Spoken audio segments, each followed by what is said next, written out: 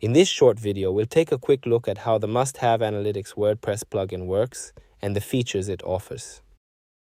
Here on the dashboard, you can see the basic visitor data along with a chart of your traffic.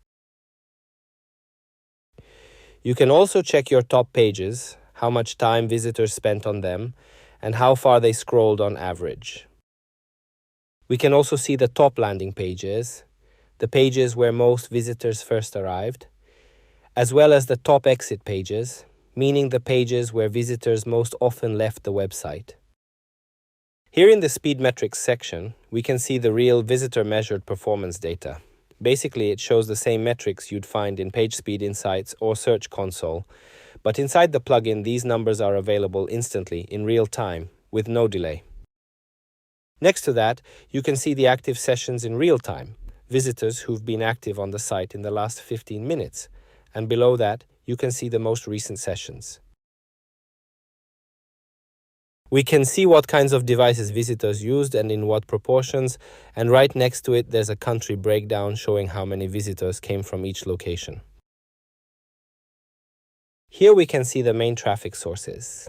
They're shown by platform, and if a visitor arrived from another website, that's listed separately as well. And if you've set up goals on your site, you'll see the most recently completed goals here. On this test site, we haven't assigned values to the goals, but once you do, their values will also appear here. Okay, now let's take a look at what reports are available. Here you can see the different types of reports. If WooCommerce is active on the site, the e-commerce reports will appear as well. Let's start by opening a pageview analysis report. Each report includes filters to narrow down the data, and some reports also let you adjust the data aggregation. Here we can see the visits displayed on a chart. It's similar to the one on the dashboard, but here you can add different metrics like a moving average or a trend line, which help interpret the data more clearly. Here we can see that there was a spike in visits, but the trend line stayed fairly steady, meaning the overall trend didn't change, it was just a one-time jump. We can also add standard deviation, Bollinger Bands, and a cumulative line to see how steeply the total number of visits increased. In this case, the trend was quite consistent, so the growth is smooth as well. Here you can see the report in a table format. In must-have analytics, every table like this can be exported to CSV, Excel, or PDF. All generated charts can also be exported as PNG files, so you can easily include them in client reports or presentations. But now let's look at an even more interesting feature. There are reports where you can generate visitor segments, for example, the sessions report. Here you can see multiple filters that let you create detailed, highly specific segments. For example, we can select the last 365 days and filter for the abandoned cart event. Now we can see the visitors who abandoned their cart in the last 365 days. Of course, we can export the table the same way, but we can also download an email list of visitors who have an email address in this segment. You can easily import these emails into MailChimp or any other email marketing tool you prefer. But we can also export a remarketing list for Meta, TikTok, or Google Ads. These lists can be imported to create custom audiences and run remarketing campaigns for these specific visitor segments. This opens up a great opportunity to run higher performing campaigns.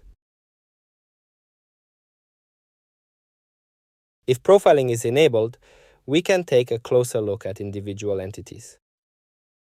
Here we have known entities where we even know the visitor's name and unknown entities, as well as returning visitors who remain anonymous but have visited multiple times.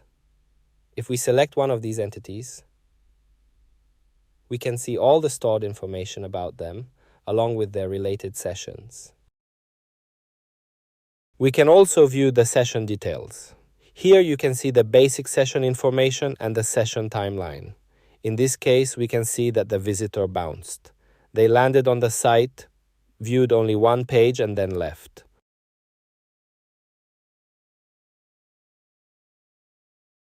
We can also view the session list, which shows all visitor sessions within the selected period. Let's look for a more interesting session.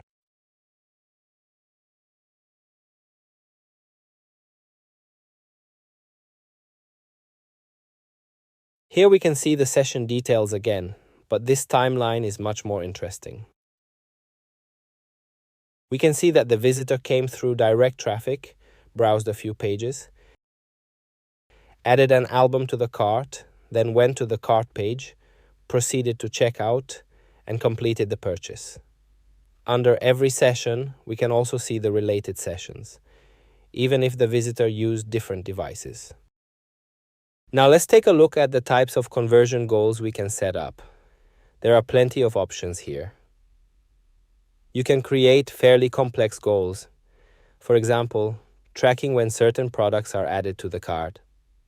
But you can also set conditions like the visitor's country, or how far they need to scroll, or time spent on site, WordPress action hooks, e-commerce events, or anything else from the more than 20 available criteria. Now let's look at some additional tools that can support our work. One of the most interesting features is the correlation analysis. Here we can choose a goal or event we want to analyze for correlations. Choose the time period. Apply any additional filters if needed, and then run the query to see what correlations emerge from the statistics. Here we can see that there were a total of 140 conversions in the selected period. And on the chart below, we can see that visitors coming from Facebook were much more likely to convert compared to those coming from direct traffic. This doesn't mean that direct traffic didn't convert. It did, with 11 conversions. But from Facebook, 32 out of 91 visitors converted, which is about 35%. Meanwhile, direct traffic had 11 conversions out of 58 visits, which is only 18%.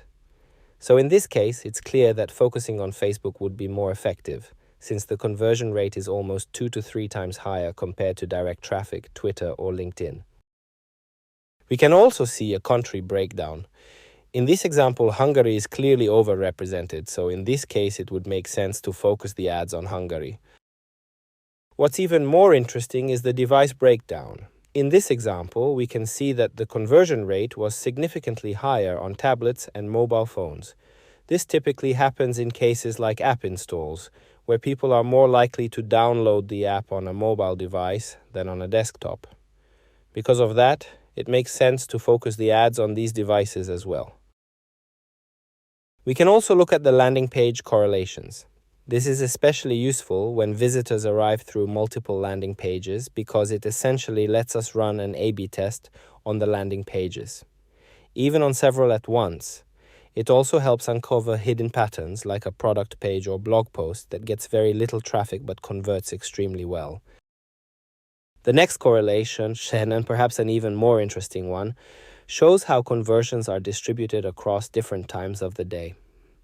This is useful because the peak purchasing hours can vary by product or by page, and knowing this allows us to optimize our ads accordingly. In this example, we can see that the conversion rate is higher at night, in the morning, and during the day, so it wouldn't make much sense to schedule our ads for the afternoon or evening. But from an advertising perspective, the most useful correlation is probably the day of the week breakdown, which shows how conversions were distributed across the days of the week. This is valuable because it lets us optimize ads based on patterns we couldn't predict beforehand, but which become obvious once we look at the statistical data. You might guess that Monday performs worse, but no one would assume in advance that Tuesday could perform 10 times better than Wednesday. 2 days that seem completely similar. Yet the statistics clearly show that Tuesday is the day when it's worth ramping up your ads. There is also a day of the month view. In this example, the third performed much worse, but even so, there's no significant correlation with the days of the month. For some products, there might be, for example, more conversions at the beginning of the month, But this is another good example of why we shouldn't rely on assumptions when detailed statistics are available. So in this case, there's no need to limit our ads to any specific part of the month. And finally, we can also see the performance by month. Over a 30-day period, there usually isn't much of a pattern, so it's better to look at a longer time frame. For example, the last 365 days, to get a clearer picture. Here we can see that October performed exceptionally well. There were conversions in the other months too, but it's clear that we should focus our resources on October, because that's when the conversion rate is the highest. And finally, let's look at the last tool we're going to cover in this video, the Sankey analysis. We can select a goal or event the same way we did for the correlations. Let's take a look at last week's purchases. The plugin will then visualize the paths visitors took to reach the selected event or goal, in this case the purchase. At first glance it might look a bit overwhelming, but we can filter by traffic sources to highlight specific nodes. Likewise, we can select any node to see the exact paths visitors took to reach that point, and then continue on to the selected event. This helps us understand much more clearly how users actually behave on our website. With must-have analytics, you can professionally optimize your ads, gain a deeper understanding of your users, and get a clear, accurate picture of what's really happening on your website. This matters because we're often sitting on extremely valuable and interesting data, but until we actually start using it, we can't unlock its real potential. Must-have analytics gives you more accurate statistics in a more convenient way without lengthy setup, all while making it easy to stay fully compliant with GDPR requirements, which is not only harder with other solutions, but in some cases nearly impossible. Thank you for watching.